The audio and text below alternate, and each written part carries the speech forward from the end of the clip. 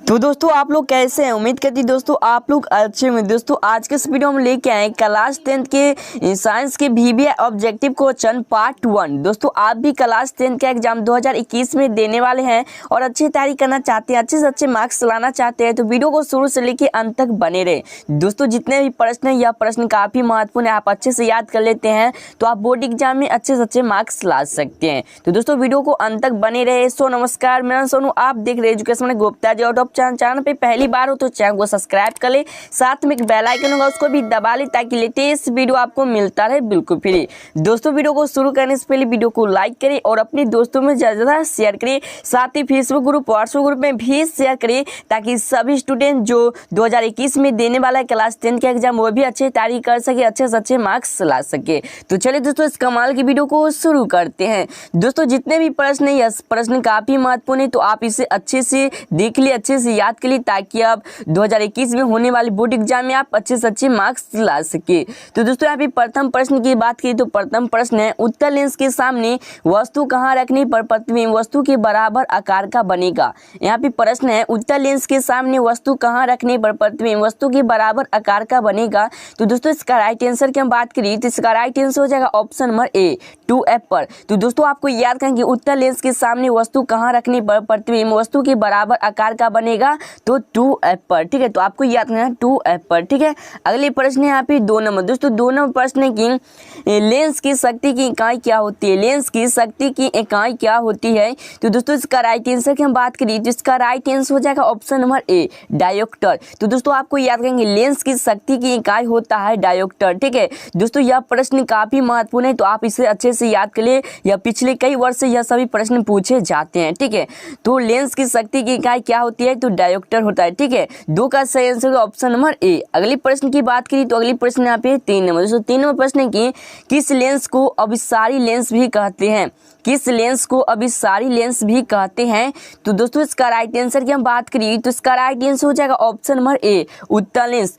तो दोस्तों आपको याद है कि किस लेंस को अभिसारी लेंस कहते हैं तो उत्तल लेंस को। और दोस्तों आपको एग्जाम में पूछ दिया जाएगा कि उत्तल लेंस को कौन सा लेंस कहते हैं तो दोस्तों उसका उल्टा कर दीजिएगा आप, अभिसारी लेंस हो जाएगा। ठीक है, तो आपको इतना बात याद रखना है क्योंकि यह प्रश्न देख सकते हैं स्क्रीन पे कि 2014-2015 में यह सभी प्रश्न पूछे गए हैं। ठीक है, अगली प्रश्न की बात करी तो अगली प्रश्न यहाँ पे 4 नंबर। दोस्तों 4 नंबर प्रश्न है कि उत्तल दर्पण का उपयोग होता है। उत्तल दर्पण का उपयोग होता है। तो दोस्तों इसका राइट आंसर की हम बात करें तो इसका राइट आंसर हो जाएगा ऑप्शन नंबर ए वाहन के साइड मिरर के रूप में। दोस्तों आपको याद है कि उत्तल दर्पण का उपयोग होता है वाहन के साइड मिरर के रूप में। जैसे में हम आपको मान लें मोटरसाइकिल, तो मोटरसाइकिल के साइड मिरर में इसका उपयोग किया जाता है। ठीक है, तो आपको याद रखना है वाहन के साइड मिरर के रूप में। दोस्तों यह प्रश्न 2014 में पूछे गए हैं। ठीक है, अगली प्रश्न की बात करी तो अगली प्रश्न यहाँ पे 5 नंबर। दोस्तों 5 नंबर प्रश्न है कि किसी उत्तल लेंस द्वारा वस्तु का अभिसारी एवं आवर्ती प्रतिबिंब बनाने हेतु वस्तु की स्थिति कहाँ होनी चाहिए। किसी उत्तल लेंस द्वारा वस्तु का आभासी एवं आवर्ती प्रतिबिंब बनाने हेतु वस्तु की स्थिति कहाँ होनी चाहिए।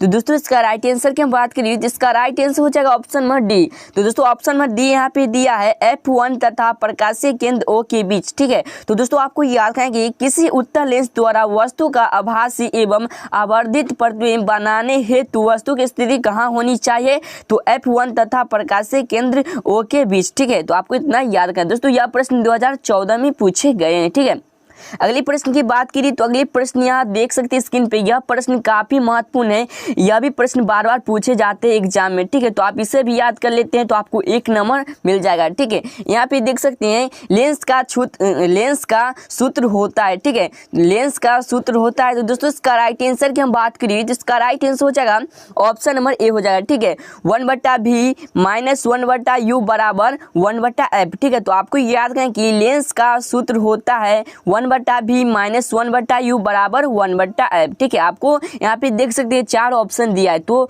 आप सही से ध्यान से पहले से 2 बार पढ़ लीजिएगा। ठीक है, तो अभी जाके एग्जाम में आप इसको गोला करिएगा। ठीक है, क्योंकि यहाँ पे आप कंफ्यूज हो जाइएगा क्योंकि 4 ऑप्शन दिया, इसमें से आपको ध्यान से देखना होगा कि इसका राइट आंसर क्या होगा। ठीक है, अगली प्रश्न की बात करी तो अगली प्रश्न यहाँ पे 7 नंबर। सरल सूक्ष्मदर्शी में किस प्रकार का लेंस कार्य करता है। सरल सूक्ष्मदर्शी में किस प्रकार का लेंस कार्य करता है। तो दोस्तों इसका राइट आंसर की हम बात करी तो इसका राइट आंसर हो जाएगा ऑप्शन नंबर सी उत्तल लेंस। तो दोस्तों आपको याद है सर सूक्ष्मदर्शी में किस प्रकार का लेंस कार्य करता है, तो उत्तल लेंस। दोस्तों यह प्रश्न 2012 में पूछे गए हैं, तो आपको याद रखना है कि सरल सूक्ष्मदर्शी में किस प्रकार का लेंस कार्य करता है, तो उत्तल लेंस। ठीक है, अगली प्रश्न की बात करी तो अगली प्रश्न यहाँ पे 8 नंबर। दोस्तों 8 नंबर प्रश्न की 2 मीटर फोकांतर वाले उत्तल लेंस की क्षमता ज्ञात करी। 2 मीटर फोकांतर वाले उत्तल लेंस की क्षमता ज्ञात करी। तो दोस्तों इसका राइट आंसर की हम बात करी तो इसका राइट आंसर हो जाएगा ऑप्शन नंबर बी हो जाएगा। ठीक है, तो ऑप्शन नंबर बी यहाँ पे दिया है प्लस 0.5 डी। ठीक है, मतलब डी मतलब होता है डायोप्टर, डायोप्टर को सूचित करते हैं हम डी से। ठीक है, तो आपको इतना याद रखना होगा। ठीक है, यह प्रश्न 2012 में पूछे गए हैं। दोस्तों अगले प्रश्न यहाँ पे देख सकते हैं स्क्रीन पे 9 नंबर प्रश्न है। किसी गोलीय दर्पण की फोकस दूरी 10 सेंटीमीटर है तो उसकी वक्रता त्रिज्या क्या होगी। यहाँ पे प्रश्न कह रहा है कि किसी गोलीय दर्पण की फोकस दूरी 10 सेंटीमीटर है तो उसकी वक्रता त्रिज्या क्या होगी। ठीक है, तो दोस्तों इसका तो पहले आपको सूत्र याद रखना, सूत्र के याद रख लीजिए, याद कर लीजिए, ताकि आप इसे में यह भी प्रश्न बार बार 1 नंबर में यह प्रश्न पूछे जाते हैं। ठीक है, और हो सकता है तो आपको 2 नंबर में भी यह प्रश्न पूछे जाएंगे। ठीक है, तो आपको सूत्र याद करना है, उस पर बैठा को आपको इसका आंसर निकाल देना है। तो दोस्तों इसका राइट आंसर की हम बात करिए तो इसका राइट आंसर हो जाएगा ऑप्शन नंबर डी 5 सेंटीमीटर। दोस्तों आपको याद है किसी गोलीय दर्पण की फोकस दूरी 10 सेंटीमीटर है तो उसकी वक्रता त्रिज्या क्या होगी, तो 5 सेंटीमीटर। ठीक है, अगली प्रश्न की बात करी तो अगली प्रश्न यहाँ पे देख सकते हैं स्क्रीन पे 10 नंबर। दोस्तों 10 नंबर प्रश्न की अवतल दर्पण में प्रतिबिंब किस प्रकार की बनती है। अवतल दर्पण में प्रतिबिंब किस प्रकार की बनती है। तो दोस्तों इसका राइट आंसर की हम बात करिए तो इसका राइट आंसर हो जाएगा ऑप्शन नंबर सी वास्तविक एवं काल्पनिक। दोस्तों आपको याद है अवतल दर्पण में प्रतिबिंब किस प्रकार की बनती है, तो वास्तविक एवं काल्पनिक। ठीक है, तो 10 का सही आंसर हो गया ऑप्शन नंबर सी। ठीक है, तो आपको याद है क्या वास्तविक एवं काल्पनिक। ठीक है, अवतल दर्पण में प्रतिबिंब बनता है। ठीक है, अगली प्रश्न की बात करी तो अगली प्रश्न यहाँ पे 11 नंबर। दोस्तों अभी तक वीडियो को लाइक नहीं किए तो वीडियो को लाइक कर दे और अपने दोस्तों में ज़्यादा शेयर कर दे, साथ ही फेसबुक ग्रुप व्हाट्सएप ग्रुप में भी शेयर करिए, ताकि जो भी स्टूडेंट 2021 में एग्जाम देने वाला है वह भी अच्छे से तैयारी कर सके, अच्छे से अच्छे अंक प्राप्त कर सके। तो दोस्तों वीडियो को ज़्यादा शेयर करिए ताकि एक दूसरे की मदद से वह भी अच्छे अंक प्राप्त कर सकते। ठीक है, और दोस्तों चैनल पे पहली बार हो तो चैनल को सब्सक्राइब कर ले, साथ में एक बेल आइकन होगा उसको भी दबा लें, ताकि आपको लेटेस्ट वीडियो इसी प्रकार के मिलता रहे और साथ ही बिहार बोर्ड की पल पल की खबरें आपको मिलता रहे बिल्कुल फ्री। ठीक है, इसलिए चैनल को सब्सक्राइब कर ले, साथ में एक बेल आइकन उसको भी अलाउ कर ले। चलिए अगले प्रश्न की बात करते हैं। तो दोस्तों अगली प्रश्न यहाँ पे देख सकते हैं स्क्रीन पे 11 नंबर। एक अवतल दर्पण की वक्रता त्रिज्या 40 सेंटीमीटर है, उसकी फोकस दूरी क्या होगी। एक अवतल दर्पण की वक्रता त्रिज्या 40 सेंटीमीटर है, उसकी फोकस दूरी क्या होगी। तो दोस्तों इसका राइट आंसर की हम बात करिए तो इसका राइट आंसर हो जाएगा ऑप्शन नंबर डी हो जाएगा। ठीक है, 20 सेंटीमीटर। तो दोस्तों आपको याद करना है 20 सेंटीमीटर। ठीक है, इसका भी सूत्र होता है, तो आप वह भी सूत्र याद कर ले। आपको फिजिक्स की किताब में यह प्रश्न का आंसर भी और साथ में जो सूत्र पे यह प्रश्न है आपको अच्छे से पढ़ना होगा, समझना होगा, उसके बाद ही यह सब प्रश्न बन सकता है। एक तरह से माने तो जैसे मैथ है वैसे ही यह मान ले तो साइंस है। ठीक है, तो आपको ये थोड़ा सा ध्यान रखना होगा। ठीक है, अगली प्रश्न की बात करी तो अगली प्रश्न यहाँ पे 12 नंबर। दोस्तों 12 नंबर प्रश्न की अवतल दर्पण के सामने वस्तु को कहाँ रखने पर प्रतिबिंब समान साइज का बनेगा। अवतल दर्पण के सामने वस्तु को कहाँ रखने पर प्रतिबिंब समान साइज का बनेगा। ठीक है, तो इसका राइट आंसर की हम बात करिए तो इसका राइट आंसर हो जाएगा ऑप्शन नंबर बी हो जाएगा वक्ता केंद्र पर। तो दोस्तों आपको याद है कि अवतल दर्पण के सामने वस्तु कहाँ रखने पर प्रतिबिंब समान साइज का बनेगा। तो दोस्तों इसका राइट आंसर क्या हो जाएगा वक्ता केंद्र पर। दोस्तों यह प्रश्न 2014 में पूछे गए हैं। दोस्तों अगली प्रश्न की बात करिए तो अगली प्रश्न स्क्रीन पे यहाँ पे किसी अवतल दर्पण की वक्ता त्रिज्या 30 सेंटीमीटर है, उसके नभ्यांतर का मान क्या होगा। किसी अवतल दर्पण की वक्ता त्रिज्या 30 सेंटीमीटर है, उसके नभ्यांतर का मान विचलन क्या होगा। तो दोस्तों इसका राइट आंसर की हम बात करिए तो इसका राइट आंसर हो जाएगा ऑप्शन नंबर सी हो जाएगा। ठीक है, ऑप्शन नंबर सी है 15 सेंटीमीटर। तो दोस्तों आपको याद करना है 15 सेंटीमीटर। ठीक है, और दोस्तों इसी प्रकार के वीडियो पाने के लिए आपको सबसे पहले जाना होगा चैनल पे जाके आपको वीडियो के बाद आपको प्ले लिस्ट में जाना है। जो भी 2021 का प्रश्न है जितने भी आपको सभी विषय का वहाँ पे मिल जाएगा। ठीक है, तो वहाँ से आप देख के और भी अच्छे तैयारी कर सकते हैं। ठीक है, और अगली प्रश्न की बात करी तो अगली प्रश्न आप देख सकते हैं, जब प्रिज्म से किसी प्रकार की किरण का अपवर्तन होता है तो आपतित किरण एवं निर्गत किरण के बीच बने कोण क्या कहते हैं। जब प्रिज्म से किसी प्रकार किरण का अपवर्तन होता है तो आपतित किरण एवं निर्गत किरण के बीच बने कोण को क्या कहते हैं। तो इसका राइट आंसर की हम बात करिए तो इसका राइट आंसर हो जाएगा ऑप्शन नंबर ए। ठीक है, तो ऑप्शन नंबर ए दिया यहाँ पे विचलन कोण। तो दोस्तों आपको इतना याद रखना है कि जब प्रिज्म से किसी प्रकार की किरण अपवर्तन होता है तो आपतित मतलब कि दोस्तों आपतित किरण एवं निर्गत किरण के बीच बने कोण को क्या कहते हैं, तो उसे विचलन कोण कहते हैं। ठीक है, तो आपको इतना याद रखना है। दोस्तों यह प्रश्न भी 2014 में पूछे गए, तो उम्मीद जताई जा रहा है कि यह भी प्रश्न 2021 में पूछे जा सकता है, तो आप इसे भी ध्यान से देख ले। ठीक है, और दोस्तों आप जो भी प्रश्न है उसे बार बार रिवीजन करते रहे ताकि आपको याद करना भी नहीं पड़े। आप एक भी अगर पढ़ लेते हैं अच्छे से तो आपको ये सभी प्रश्न याद हो जाएगा। ठीक है, और बार बार आपको 2 से 3 दिन पे आपको रिवीजन करना है। ठीक है, अगली प्रश्न की बात करिए तो अगली प्रश्न यहाँ पे 15 नंबर। दोस्तों 15 प्रश्न की निम्नलिखित में जल का अपवर्तनांक कौन सा है। दोस्तों ये भी प्रश्न काफी महत्वपूर्ण है। यहाँ पे प्रश्न है कि जल का अपवर्तनांक कौन सा है। यहाँ पे 4 ऑप्शन दिया, आपको सही आंसर का आपको गोला करना होगा एग्जाम में। ठीक है, तो इसका राइट आंसर की हम बात करिए तो इसका राइट आंसर हो जाएगा ऑप्शन नंबर ए हो जाएगा। ठीक है, 1.33। ठीक है, तो आपको याद रखना जल का अपवर्तनांक होता है कितना, 1.33। ठीक है, अगली प्रश्न की बात करी तो अगली प्रश्न यहाँ पे 16 नंबर। तो दोस्तों 16 नंबर प्रश्न की कार्तिक कोण के लिए अपवर्तन कोण का मान कितना होगा। कार्तिक कोण के लिए अपवर्तन कोण का मान कितना होगा। तो दोस्तों इसका राइट आंसर की बात करिए तो इसका राइट आंसर हो जाएगा ऑप्शन नंबर सी। ठीक है, तो दोस्तों ऑप्शन नंबर सी कितना है, 90 डिग्री। तो आपको याद करना है 90 डिग्री इसका मान हो जाएगा। ठीक है, इसका मान कितना हो जाएगा, 90 डिग्री। अगली प्रश्न की बात करी तो अगली प्रश्न यहाँ पे 17 नंबर, प्रकाश के पीछे लौटने की प्रक्रिया को कहते हैं। मतलब दोस्तों यहाँ पे प्रश्न है प्रकाश के पीछे लौटने की प्रक्रिया को कहते हैं। तो इसका राइट आंसर की हम बात करिए तो इसका राइट आंसर हो जाएगा ऑप्शन नंबर ए हो जाएगा। ठीक है, प्रकाश का परावर्तन। दोस्तों आपको याद रखें कि प्रकाश की पीछे लौटने की प्रक्रिया को क्या कहते हैं, प्रकाश का परावर्तन। ठीक है, 17 का राइट आंसर हो गया ऑप्शन नंबर ए। अगले प्रश्न की बात की तो अगले प्रश्न यहाँ पे 18 नंबर। दोस्तों 18 प्रश्न है कि प्रकाश के परावर्तन के दूसरे नियम में किसका मान समान होता है। प्रकाश के परावर्तन के दूसरे नियम में किसका मान समान होता है। तो इसका राइट आंसर की हम बात करिए तो इसका राइट आंसर हो जाएगा ऑप्शन नंबर बी, आपतन कोण परावर्तन कोण के बराबर होता है। तो दोस्तों आपको याद है कि प्रकाश के परावर्तन के दूसरे नियम में किसका मान समान होता है। तो किसका मान समान होता है, तो आपतन कोण परावर्तन कोण के बराबर होता है। ठीक है, तो आपको याद है कि आपतन कोण परावर्तन कोण के क्या होता है, बराबर होता है। ठीक है, अगले प्रश्न की बात करिए तो अगली प्रश्न यहाँ पे 19 नंबर। दोस्तों 19 नंबर प्रश्न है कि प्रकाश के अपवर्तन के कितने नियम हैं। दोस्तों यह प्रश्न तो बार बार पूछे जाते हैं। दोस्तों इस बार भी प्रश्न यह पूछे गए हैं, 19 में पूछे गए, तो आप हो सकते हैं कि 21 में भी पूछा जाए, इसलिए आप याद कर ले। और याद करने वाला या कोई बात नहीं, प्रकाश के अपवर्तन पूछे या प्रकाश के परावर्तन पूछे। ठीक है, तो उसका 2 ही होता है। तो आपको याद रखेंगे प्रकाश के अपवर्तन के कितने नियम होते हैं। तो इसका राइट आंसर हो जाएगा ऑप्शन नंबर बी हो जाएगा। ठीक है, 2। तो आपको याद रखना है 2। यह देख सकते हैं स्क्रीन पे 2012, 2013, 2015, 2016 में यह प्रश्न पूछे गए हैं।